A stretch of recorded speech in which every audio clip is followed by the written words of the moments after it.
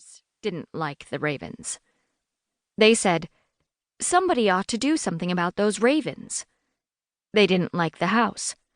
They said, "Somebody ought to do something about that house." They didn't like the whole situation, really. They said, "Somebody ought to do something about those people with their strange house and their big ugly tree that looks like a hand and their little boy with the strange black hair." They called the mayor's office to complain, and the mayor's office didn't know what to do about it. So they called the City Planning Commission, and the City Planning Commission called Mr. Notes, who was away on his first vacation in 4 years, but whom they made a point of bothering, because nobody liked him.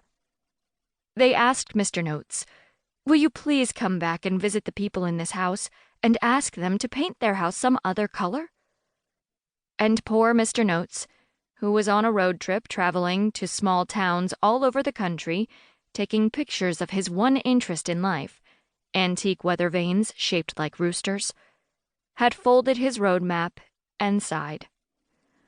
"Well, if I have to."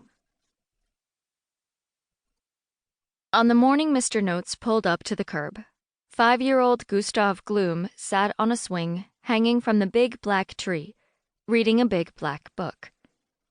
Mr. Notes was not happy about having to walk past the boy to get to the house, because he didn't like little boys very much. He didn't like little girls very much either, or for that matter, most adults. Mr. Notes liked houses, especially if they matched the rest of their neighborhoods and had great weather vanes shaped like roosters. Mr. Notes was so tall and so skinny that his legs looked like sticks.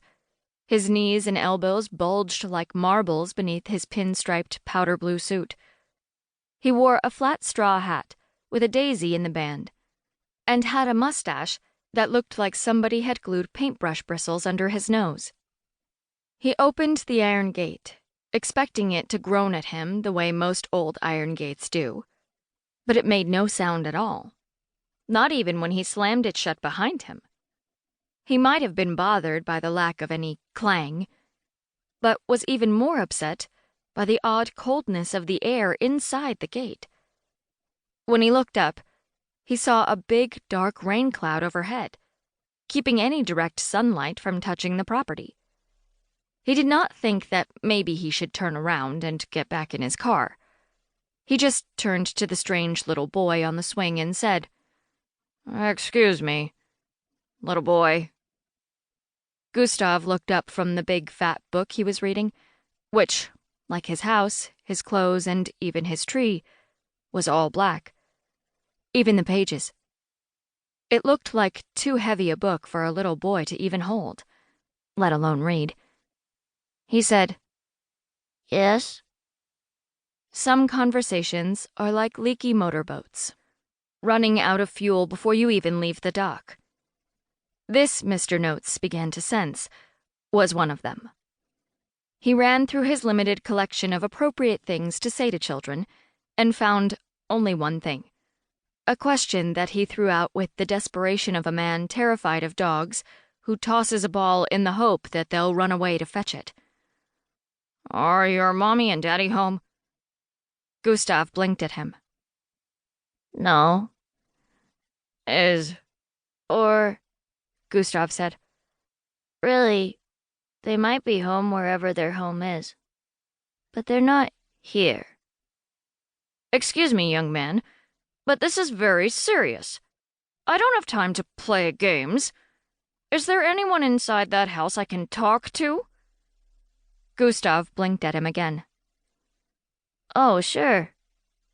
Mr. Notes brushed his stiff mustache with the tip of his finger and turned his attention to the house itself, which, if anything, looked even bigger and darker and more like a giant looming shadow than it had before.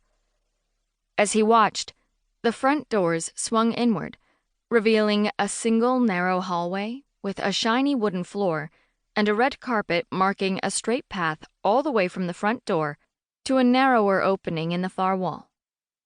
Whatever lay beyond that farther doorway was too dark to see. Mr. Notes sniffed at Gustav. "I'm going to tell your family how rude you were." Gustav